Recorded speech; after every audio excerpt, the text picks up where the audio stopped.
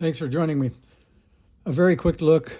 I'm kind of focused in here on the transmit mixer. You can see I've wired almost everything up. I've got a diode on the key line, a crystal, and L6 that I need to put in. L6 is a 2.5 microhenry inductor. That's 26 turns of number 28 on a T37-2. There's the thickness of the 28 gauge wire, and this 0.37 OD, if you look up the math for 0.37, that turns out to be about 3/8, and you can see how those look. So that's going to be, I'll wind that next 26 turns of that around the toroid. And then I wanted to show you what happened on the issue with the power switch. So the power switch was flaky, and it was on half the time. So I think what happened is I'm not used to what we might call low cost switches.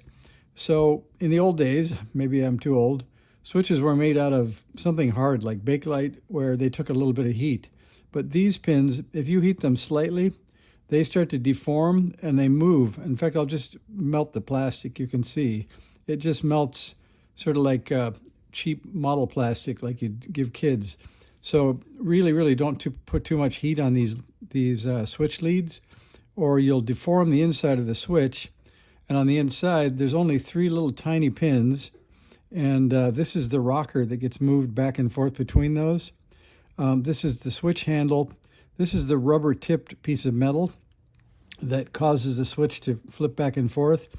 And I have to say, even the fit between this pin and the handle is super loose. So let's call them low-cost switches anyway. They're crappy. So if you have a chance, put real switches in where you can count on them working for more than a day or two.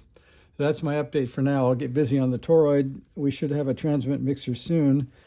And if I look at the rest of the output, I have to wire this one extra transformer, RFC1, and then the filter.